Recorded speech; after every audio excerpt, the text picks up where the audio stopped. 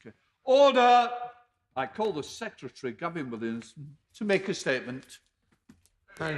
With permission, Mr. Speaker, I'd like to make a statement regarding schools in national lockdown. The last thing any Education Secretary wants to do is announce that schools will close, and this is not a decision that the government ever wanted to take. I'd like to reassure everyone that our schools have not suddenly become unsafe, but limiting the number of people who attend them is essential when the COVID rates are climbing as they are now. We must curb the escalating cases of COVID throughout the country and prevent the National Health Service from being overwhelmed.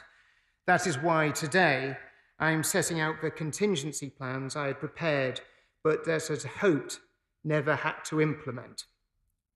I'd like to thank all of our teachers, all of our education staff and our social workers for all that they have been doing to keep children and young people safe and learning. During the lockdown, early years settings remain open nationally to all, providing vital early education and childcare. Schools will be open too for those vulnerable children and the children of critical workers.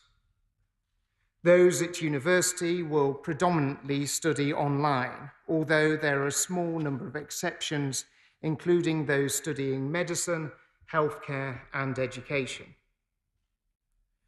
Unwelcome though this latest lockdown is, and I'm very conscious of the real challenges that parents are facing with their children at home, we are far better placed to cope with it than we were last March. We are now better prepared to deliver online learning.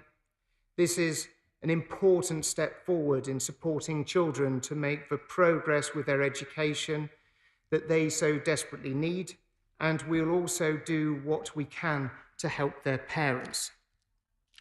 I'd also like to thank all of those parents and carers who are having to step up once more to take on the challenge of home learning. We have set out clear, legally binding requirements for schools to provide high-quality remote education. This is mandatory for all state-funded schools and will be enforced by Ofsted. We expect schools to provide between 3 and 5 hours teaching a day, depending on the child's age. If parents feel their child's school is not providing suitable remote education, they should first raise their concerns with the teacher or head teacher, and failing that, report the matter to Ofsted. Ofsted will inspect schools of any grade where it has serious concerns about the quality of remote education being provided. We have also significantly stepped up the digital support we are providing to schools and parents. The fantastic Oak National Academy continues to provide video lessons for all ages across all subjects, and yesterday the BBC announced it will be delivering the biggest push on education in its history, bringing 14 weeks of educational programmes and lessons to every household in the country. Our delivery of laptops and tablets continues apace. We've purchased more than 1 million laptops and tablets and have already delivered over 560,000 of those to schools and local authorities, with an extra 100,000 being distributed this week alone. By the end of next week, we'll have delivered 750,000 devices. We're also working with all of the United Kingdom's leading mobile network operators to provide free data for key educational sites. We're very grateful to EE3, Tesco Mobile, Smarty, Sky Mobile, Virgin Mobile, O2, and Vodafone for supporting this offer. We've also been delivering 4G routers to families who need to access the internet. Another area where we have learnt lessons is on exams. Last year, all 4 nations of the United Kingdom found their arrangements for awarding grades did not deliver what they needed, with the impact felt painfully by students and their parents. Although exams are the fairest way we have of assessing what a student knows, the impact of this pandemic now means that it is not possible to have these exams this year. I can confirm that GCSEs, A-levels and AS level exams will not go ahead this summer. This year, we're going to put our trust in teachers rather than algorithms. The department and Ofqual had already worked up a range of contingency options. While the details will need to be fine-tuned in consultation with Ofqual, the exam boards and teaching representative organisations, I can confirm now that I wish to use a form of teacher-assessed grades with training and support provided to ensure these are awarded fairly and consistently across the country. I know students and staff have worked hard to prepare for the January exams and assessments of vocational and technical qualifications, and we want to allow schools and colleges to continue with these assessments where they judge it is right to do so. No college should feel pressured to offer these, and we will ensure all students are able to progress fairly, just as we will with VTQs in the summer. I know there is understandably concern about free school meals. We are going to provide extra funding to support schools to provide food parcels or meals to eligible children. Where schools cannot offer food parcels or use local solutions, we will ensure a national voucher scheme is in place so that every eligible child can access free school meals while their school remains closed. Finally, I would like to turn to our programme of testing for the virus. There has been a brilliant concerted effort in secondary schools and colleges to deliver testing for the start of this term. And none of this work to roll this out is going to be wasted. Regular testing will take place of staff and students in school and in due course help us to reopen schools as soon as possible. Testing is going to be the centre of our plans to return children back to school, back to the classroom, back to college as soon as possible. Mr. Speaker, I never wanted to be in a position where we had to close schools again. I believe that schools should always have their gates open, welcoming children and always being at the heart of their community. The moment that the virus permits, all our children will be back in school with their teachers and their friends. But until then, we have put in place the measures we need to make sure that they continue to progress. And for this reason, I commend this statement to the House. Shadow Secretary of State Kate Green.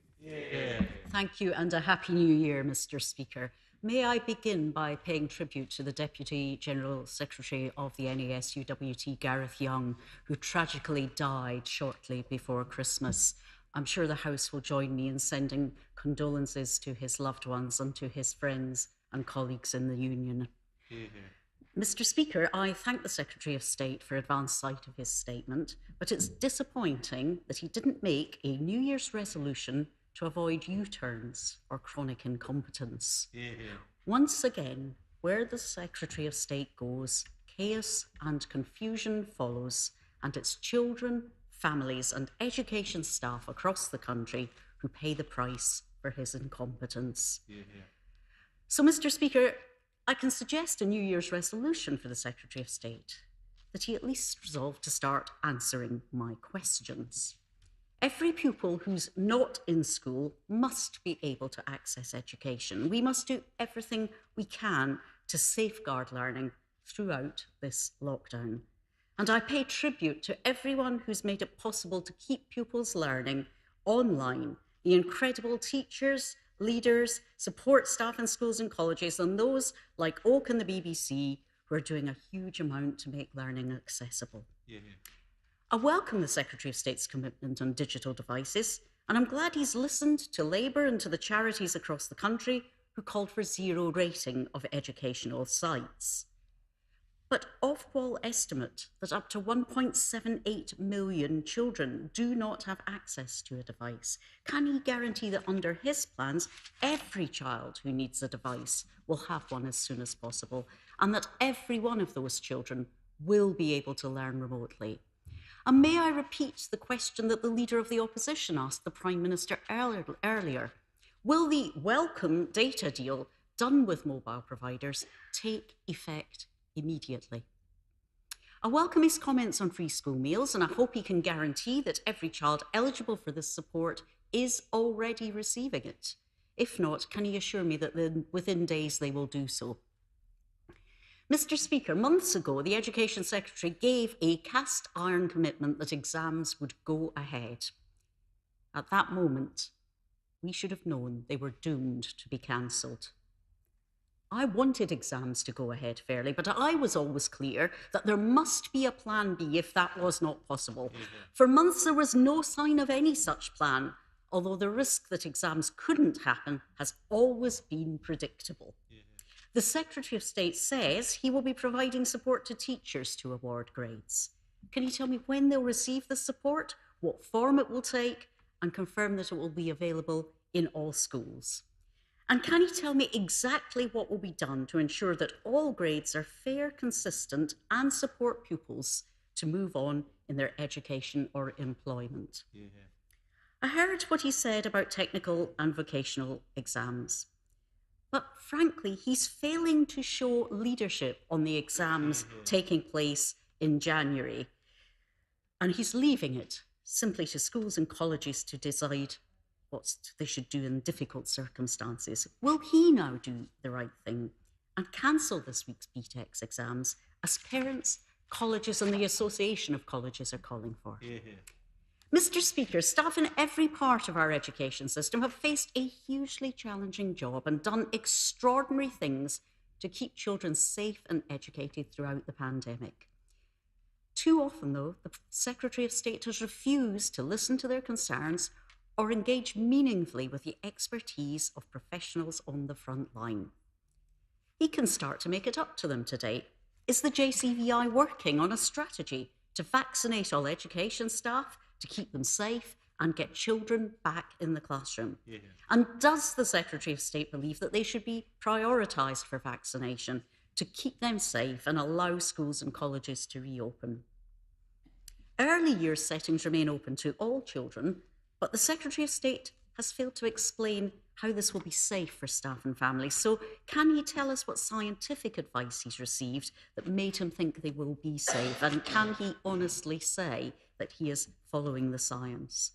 And whether providers are open or closed, can he finally reconsider the unjustifiable decision to move early years funding in line with current occupancy, which will push tens of thousands of providers to the brink of collapse? Finally, Mr. Speaker, I turn to the return of schools in the months ahead. The decision to close them is not one taken easily or lightly.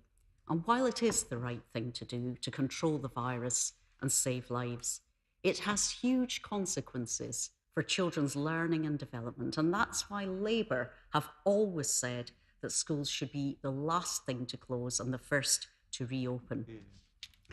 But yesterday, the Prime Minister couldn't guarantee that children would be back in school before the summer.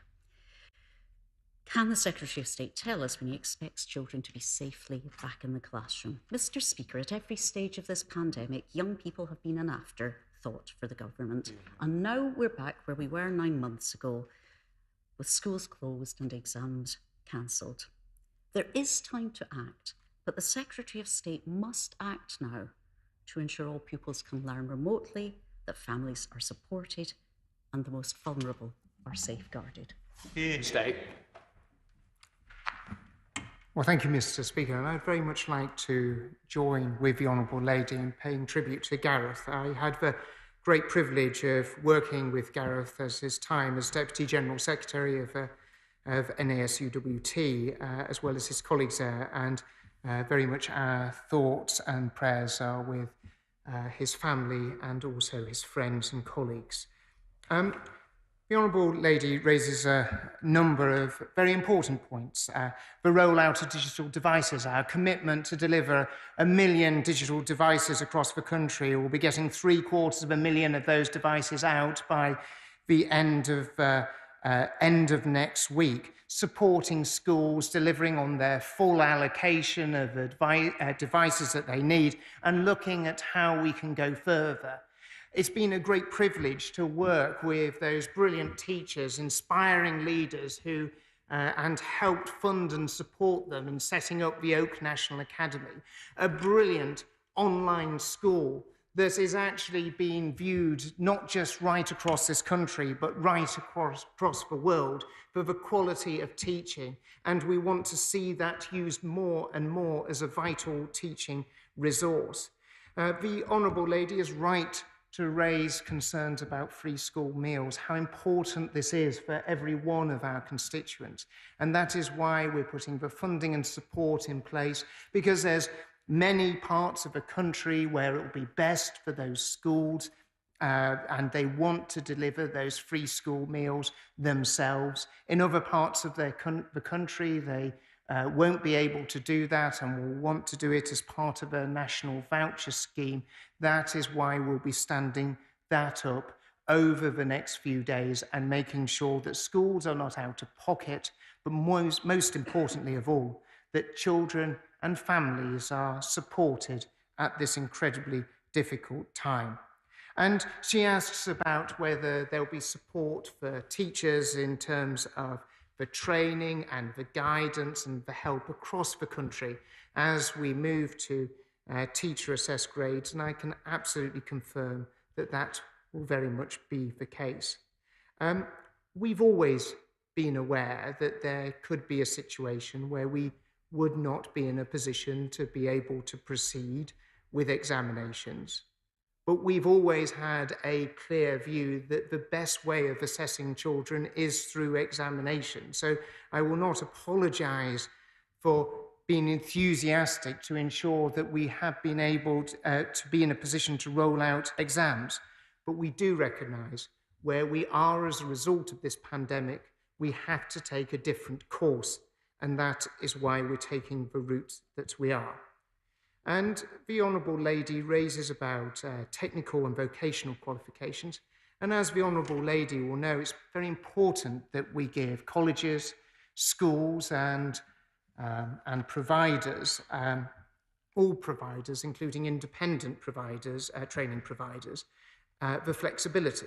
Because there's a lot of young people who will actually need to complete some of their professional competency qualifications in order to take up work and job opportunities, whether that is those who are doing electricians courses or gas courses, where they actually do have to do practical assessment in order for them to be able to get the qualifications to take the work and the jobs and the opportunities that we want to ensure that the door is kept open for them. So that is why we've taken the decision to give providers the discretion, because they will be the ones who best and most accurately understand the needs of their students and those who need those qualifications, possibly to be able to progress into a job that they wouldn't able to do if they didn't have that option. The issue of vaccination. The government has already set out the important need to vaccinate those who are most likely to be hospitalised, most likely to, if they catch this disease, to be the ones who will be not just hospitalised, but most at risk of death. But like her, like everyone in the education community, I very much want to see all those who tirelessly every single day through the week and every week keeping schools open for those children of critical workers and vulnerable children, for making sure that when we people are getting vaccinated when schools are fully reopened again. But coupled with this is a really important step forward in terms of the mass testing programme that we've already started rolling out in schools. The mass testing programme in schools will be one of the largest testing programmes that this country has ever seen. It is ready to go, it is ready to be implemented, and it will be an important plank in ensuring that we can get schools opened at the earliest possible opportunity. And it won't surprise the Honourable Lady, but we do listen to the best scientific and public health advice in terms of the decision to keep early years open. We all have a clear understanding of how important early years education is for every child. And as I've always said, I will do everything I can do to keep every educational establishment open if that is possible and if it's the right thing to do. And when we were given the health advice that we could be in a position to keep early years open, it's so important, not just for those children themselves, but also for families. I felt that that was the right decision to do. I do not want to see any school closed for a moment longer than it has to be.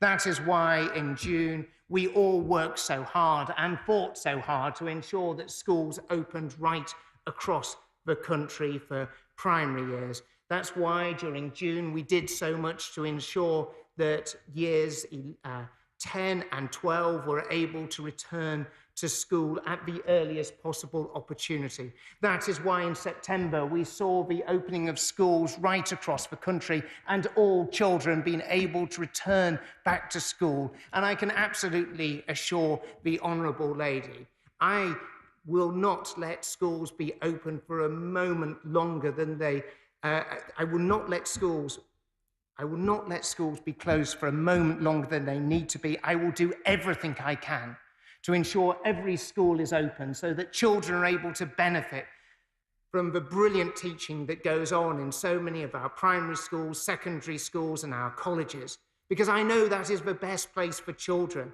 That's what I want for my children. I know that's what members want for their children. But most importantly, that is what we want for our nation's children. And that is why I will give everything in order to ensure schools are the first things to be opened in every instance, because that is what is best for every one of our children. We now go to the Chairman of the Select Committee, Robert Halfon.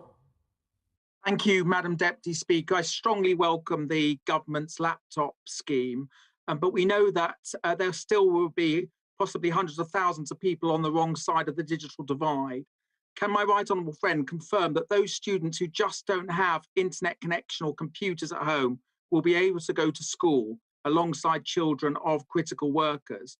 Could he also confirm that any centre assessed grade system will not only maintain standards but provide a level playing field for disadvantaged children, have a fair appeals process?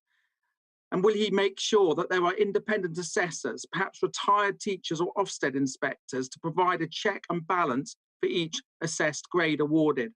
And finally, I welcome what he has said about wanting to open schools again, and I know he believes that strongly. Will he do everything possible to ensure that teachers and support staff are given priority for vaccinations alongside NHS workers so we can get our schools open again sooner rather than later?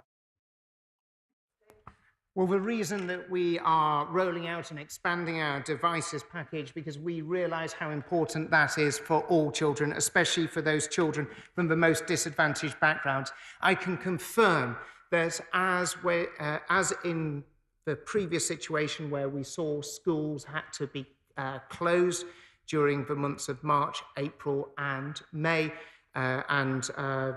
children who didn't have access to digital devices were able to access education in that school. And that is the same standard and same guidance that we are issuing today as well. In terms of disadvantaged children and the centre assessed grades and teacher assessment, we'll be doing everything that we can do to ensure that children are not left behind, either down to their background of a community which they have grown up in and where they're learning in. And I'd be very happy and look forward to working with my right honourable friend and his committee to very much take their advice as to any additional actions that we need to undertake to ensure fairness. And we'll certainly take on board his idea and his thinking about bringing in those volunteers and those people who want to support education and making sure that the teacher assessment is fair and robust and maintains standards, but most importantly, fairness for those children who are taking those qualifications. Now we go to the SNP spokesman, Carol Monaghan.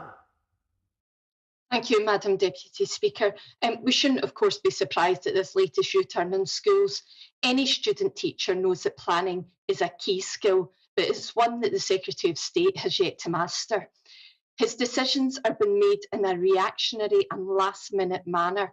Schools in England have predictably gone from being open with threats of legal action if they closed to being snapped shut in an instant, giving parents absolutely no time to put in place arrangements. And a word to all members, we need to be careful about this narrative of children are falling behind. They're only falling behind on a scale, an external scale that we've defined for them. We cannot use the same metrics this year as we have used before. And of course, much as we all want schools to be open, young people are learning other skills too. That said, it's good to hear that the BBC is producing educational resources. Can he confirm whether there will be resources available for the Scottish curriculum at Nat 5 higher and advanced higher level? Teachers are fed up with politicians paying tribute to them 1 minute and the next minute sending them into unsafe environments. The risk posed to children in school is small. We have evidence for that. But as the Prime Minister said earlier, pupils can act as vectors. So, and let's be clear, if a member of staff in a school catches COVID, there's increased strain on the remaining staff. So it should not only be high-risk staff who are vaccinated. Before we talk about opening schools, we need a clear position on vaccinations for teachers and school staff. The First Minister has committed to looking at this. The Secretary of State has said he will do everything he can to ensure schools open. So will he ensure that teachers are a priority for vaccination so that schools can open with confidence? And finally, on students, there are many students who are now learning at home completely and are not returning to university following Christmas, but they're still having to pay for university accommodation. What support will the Secretary of State look at giving to these young people who are having to pay out in this manner?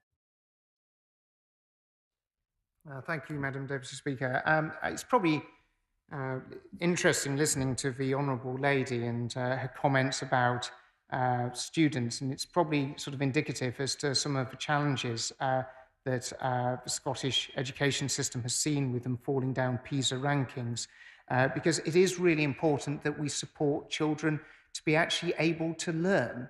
It's really important that we do everything we can do to ensure that children are in a position where they're learning about maths and English and the sciences and the arts. It seems to be indicative of what she was saying, that the SNP doesn't seem to be that interested in actually making sure that children benefit from a knowledge-rich curriculum. I'd be happy to get in contact with the Director General of the British Broadcasting Corporation on the points that she raised, and I will write back to her with those details on that. And of course, it's always a privilege to work with colleagues across all nations of the United Kingdom, and it's really important that we share what works well and what works best. And of course, I would always be happy to work with her. We've extensively funded the Oak National Academy, which has an incredibly rich curriculum resource. And I noticed from the latest figures is used by a lot of students in Scotland as well as in England. And I'd be very happy to share some of the work that we're doing to help support students in Scotland as well as students in England as well. Peter Aldous. Thank you very much, Madam Deputy Speaker. I welcome the Secretary of State for his statement.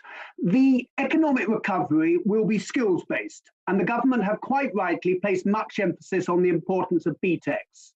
However, there is currently worry, confusion and uncertainty in colleges and schools. Many have cancelled this month's exams, but others have not. They should not have been placed in a position of having to make their own choice as to whether to go ahead with exams. The government should have shown clear leadership so that all students across the country were in the same situation. Will the Secretary of State now work with Ofqual, the exams boards and the Association of Colleges to put in place as quickly as possible new arrangements that will provide students and teachers with certainty, clarity and confidence? Well, as the honourable gentleman will have heard in my statement, that's exactly what I'd said we would do. But also, just for clarity, there are many students and there are many colleges that know for their students' future prospects that they need to complete those assessments during this month if they are going to be able to access work and employment opportunities. So no, I'm not going to go down the route that the honourable member suggests of actually taking that opportunity to potentially be able to access work and those opportunities away from them, because I do not believe that would be right for those children. Daisy Cooper. Thank you, Madam Deputy Speaker. Teachers and school staff have put themselves at enormous risk during this pandemic in order to keep schools open. Now that the Prime Minister has accepted that schools are the epicentre of high community COVID transmission, it is essential that the government gives teachers and school staff the priority access to COVID vaccinations that they deserve. So will the Secretary of State look at adding them to Category 7, as this would make teachers and school staff a top priority for vaccinations after all those who are 65 years of age and over, all those who are clinically vulnerable and our NHS and social care staff? Well, at every stage, we have put the safety of students, of pupils, of teachers, of the whole workforce, and including the whole community, at the heart of everything we've done. And all the evidence has gone to show that the work, the precautions, the measures that have been put in place has meant that schools have been able to operate safely and well. But we will constantly work with the whole sector to ensure every measure is undertaken to ensure that that continues. That is why we're ready to roll out a mass testing programme, delivering millions of tests right across the board. This will be happening in schools as they welcome the children of critical workers as well as vulnerable children into them. But when schools fully return, when they're able to welcome all children back, the testing regime is going to be at the centre of that return. Dr. Luke Evans. Thank you, Madam Deputy Speaker. And I understand why there is the cancellation of GCSEs and A-levels. And I'm pleased to hear him talking about in the substitute system, it will be robust and fair. But what can you do to confirm for the young people of Hinckley and Bosworth that students will be rewarded for how they perform, that they're not disadvantaged by the school they've gone to, and also the teachers who are performing these assessments have buy-in and ownership of what they are doing in the current situation? My honourable friend raises a really important point, and the great advantage that we do have is we have the opportunity and the time to roll out extensive training, guidance and support for those teachers in terms of making that assessment to ensure that it is accurate and fair and reflective of the abilities of that child. That is what we're going to be doing. That is what we're going to be undertaking with schools over the coming months. And we endeavour to ensure that teachers and all those working in the education system are supported in his constituency as they are right across the country. Rachel Hopkins. Thank you, Madam Deputy Speaker. It was irresponsible of the government to announce the cancellation of GCSE and A-level exams and to say nothing about BTEC exams without any details of an alternative plan being agreed. Students and their families in Luton South have already suffered greatly over the last 9 months and are deeply anxious about this continued uncertainty that's being created. Many students have contacted me to say they are suffering negative impacts on their mental health as a result. So I would ask the Secretary of State what plans he has to provide additional mental health support for our children and young people.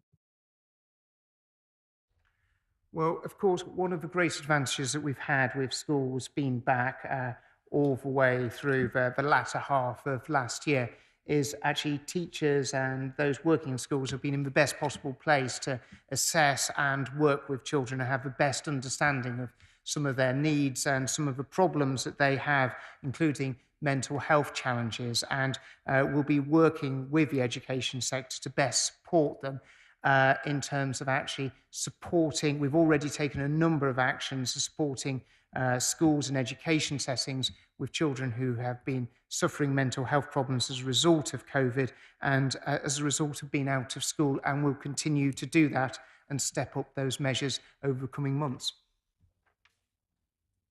Marco Longhi. Thank you, Madam Deputy Speaker, and can I thank the Secretary of State not just for the statement he has made, but also for the huge effort he must be putting in trying to balance conflicting priorities. So as a father to an A-level student who was hoping to take her exams this year, I can relate to the anxiety so many young people and their parents must feel in Dudley North and across the country due to the uncertainty of the situation. Can my right honourable friend assure me that he will make every effort to remove this uncertainty by bringing clarity at the earliest opportunity so students can better focus on their studies and teaching staff on the best approach to support them? As my own daughter, who is was due to be taking her own GCSE exams later on this year, I can absolutely assure my honourable friend that I very much hope the statement today has given a clear sense of certainty and direction of where we're going. We will also be following this up with further detailed consultation by Ofqual that will be launched next week. It will be a 2-week consultation period that Ofqual will be leading, and it's very important that we do get feedback from the sector in order to be able to ensure that the details of this policy are properly understood and work best, not just for schools and colleges, but most importantly, for those who are receiving the grades. Mike Amesbury. Thank you, Madam Deputy Speaker. Given that the company, Computer Centre, awarded the £96 million contract with no deliver all the laptop kits to vulnerable children in the first lockdown, why is the Secretary of State sticking with Tory party donors from this company this time? Well, I'd like to take the opportunity to pay tribute to Computer Centre, who have done an amazing job of distributing hundreds of thousands of devices right across the country. The Honourable Gentleman is right to say that we did a direct award on the first contract, as Computer Centre were one of the few businesses that were in a position to be able to assist us at that time. But since then, tenders have gone out, and Computer Centre have won those tenders through fair competition. Kevin Hollenring. Thank you, Madam Deputy Speaker. Some North Yorkshire schools are operating a full formal timetable with checks and balances, including roll calls and marking, but some schools are not. Does my right honourable friend agree that all schools should use this kind of best practice to make sure students work as hard and as effectively remotely as they do when they physically attend school? Well, as a former North Yorkshire County Councillor and having been on the Education Committee of North Yorkshire County Council, I absolutely do agree with my honourable friend, it's absolutely vital that we keep as much formal education in place as possible. Schools have moved forward in absolute leaps and bounds in the offer that they are able to put there. But we do recognise there has been variability, and that is why we've taken the actions that we have, including the actions that we'll take with Ofsted to ensure that there is good, high-quality remote education delivered in all of our schools right across the country.